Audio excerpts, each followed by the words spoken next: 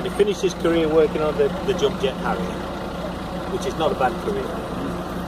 Now Reginald Mitchell, who designed the Spitfire, never actually saw it fly. He died of cancer before it flew. So consequently, the Vickers Supermarine, there was no one to design and follow an aircraft.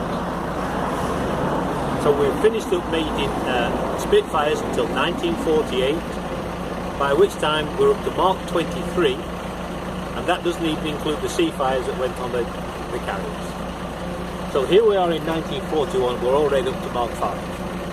What's the difference, you might ask? Well, basically, most of the time, we're going to have another aircraft that's in there, which will look exactly like this. This is the Mark II. The only difference was the size of the engine. Because Merlin started out with about 1,000 horsepower, finished up with 1,600 horsepower. But they make subtle differences. This is a V, this has got a 28mm cannon, and two 303 machine guns.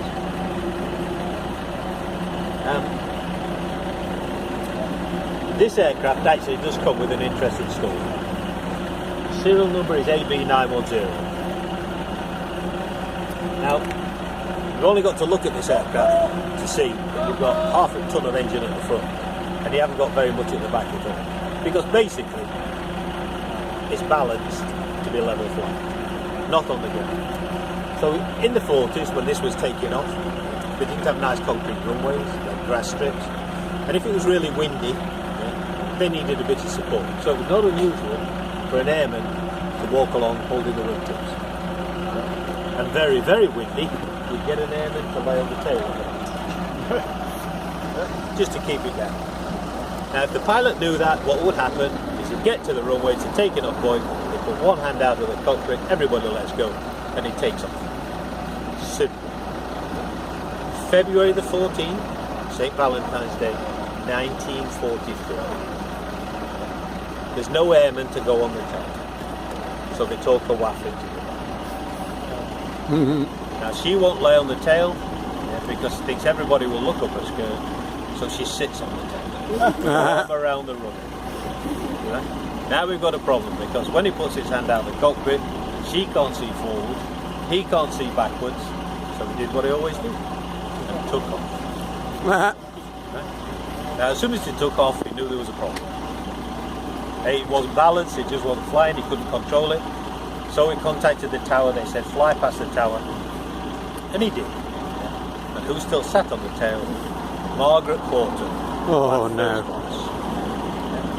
Didn't want to panic the pilot, so his name was Neil Cox, so they said, well, just do one more circuit, bring it into land, which he did, this actual aircraft.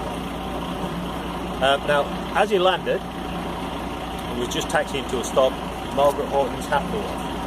So she slid off the tail and ran off to collect her hat. So by the time it gets to a halt, we've got 27 ambulances, 4 fire engines, all waiting for this, and there's no waff on the tail. Well, you can imagine what the search party was like.